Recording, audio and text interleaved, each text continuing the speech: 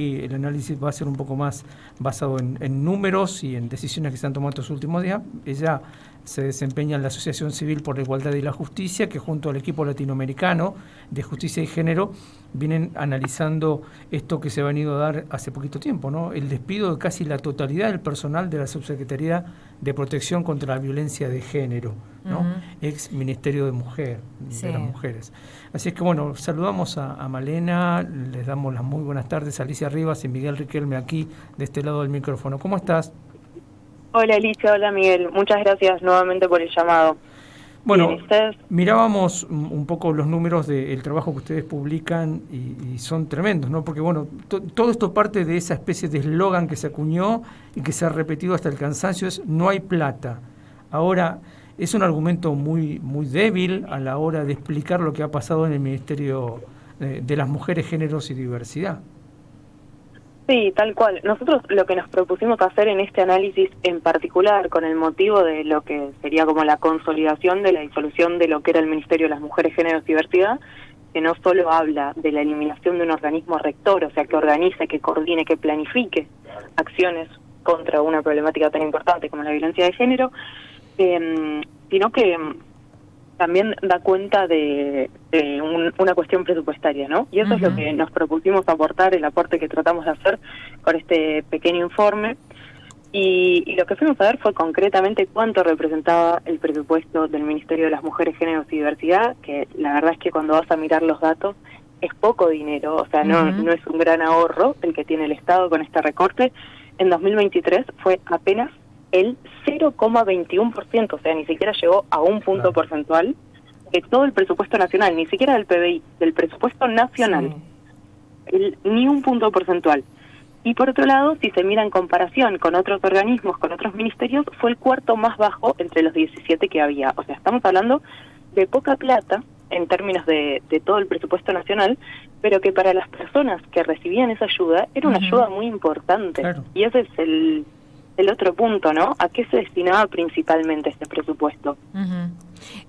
Malena, pensaba ahí también, antes de ir a esos programas que están ahora desaparecidos, en algún momento se planteó que inclusive parte del financiamiento de estos programas eran fondos internacionales, así digamos, ¿no? O sea, que ahí también el Estado argentino estaría incumpliendo compromisos que asumió con estos organismos.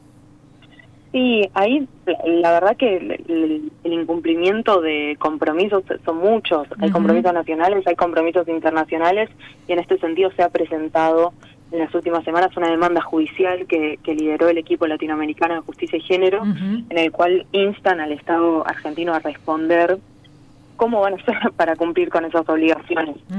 La verdad es que es una pregunta muy importante.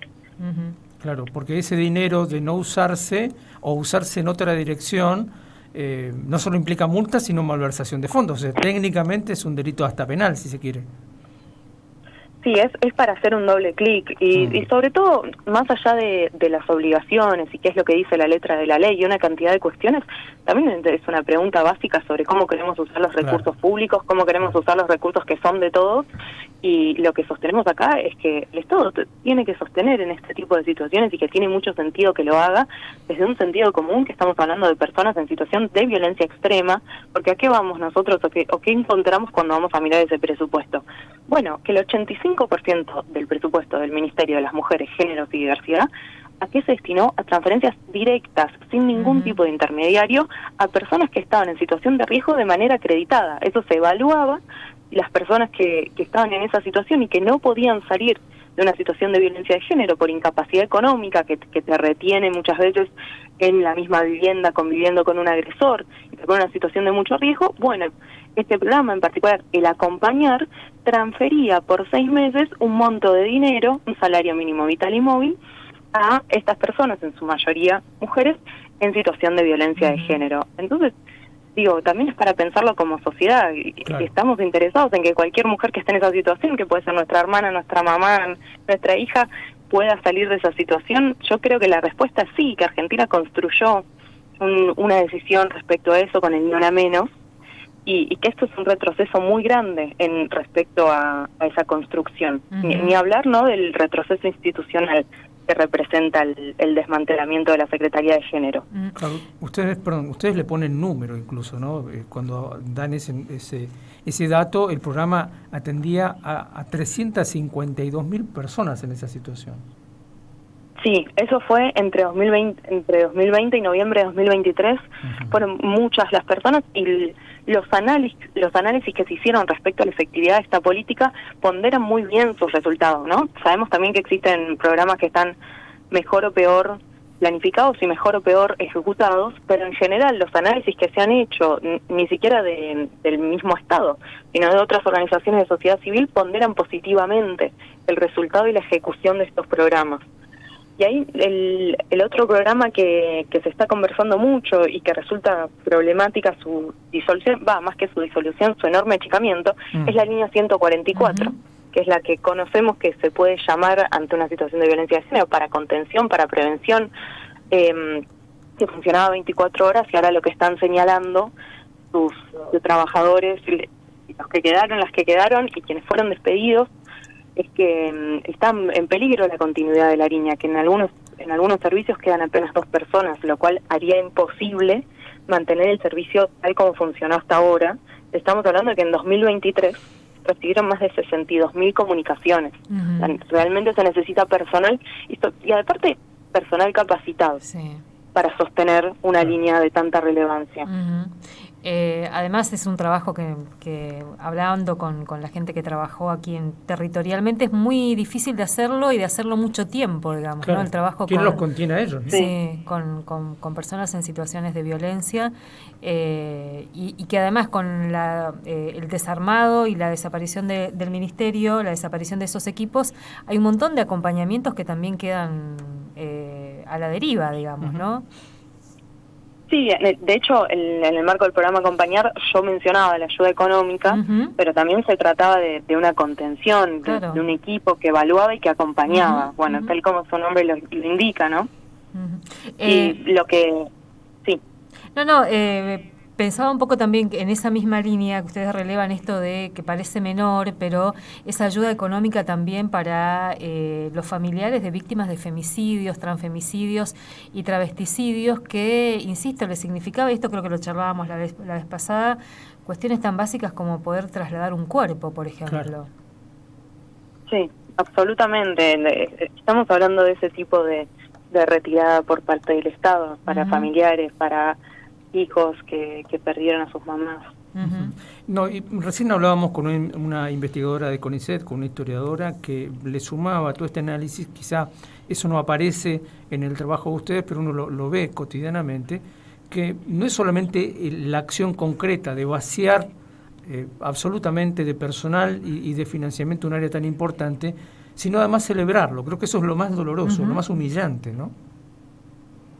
Sí, absolutamente. O sea, lo que se ve es una narrativa muy fuerte en contra de esta agenda, a la cual se la acusa. Escuchamos a nuestro presidente en Davos decir que el feminismo era una cuestión neomarxista que llevaba a la decadencia de Occidente. O sea, es un ataque muy fuerte por parte de lo narrativo, pero que aparte tiene un reflejo muy concreto en lo que son las políticas concretas. Sí.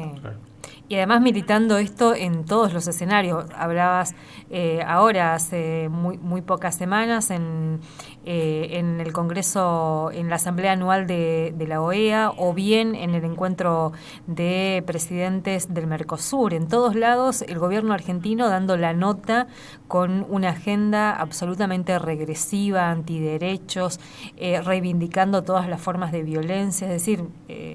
no solamente hacen, sino que un poco muestran y proclaman eso, digamos, ¿no? Sí, y eso se refleja en esta institucionalidad que marcábamos. O sea, lo que estamos hablando es un retroceso en términos de institucionalidad de casi 40 años. O sea, en el 87 se creó la primera subsecretaría de la mujer, y eso es lo que se termina de desarmar en estas últimas semanas con los despidos y las declaraciones de los funcionarios sobre el cierre de la subsecretaría. Recordemos que la subsecretaría es en lo que se convirtió, a donde se trasladaron los programas de lo que era el Ministerio de las Mujeres, Géneros y Diversidad, con los problemas a la hora de gestionar, no solo de recursos, o sea, de la disponibilidad de recursos para una problemática, sino también para gestionar con eficacia determinadas situaciones y con rapidez.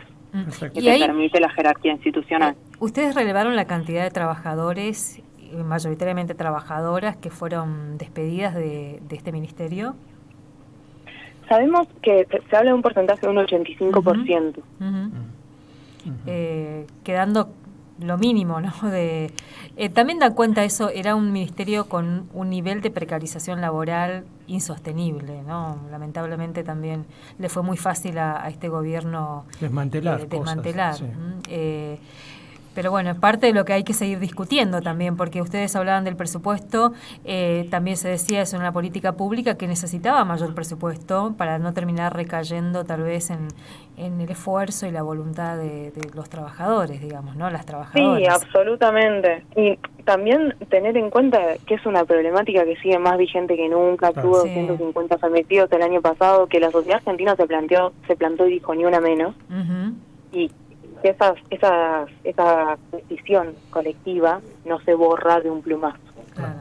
Tendremos que ver cómo seguir exigiéndole a este Estado que esté a cargo.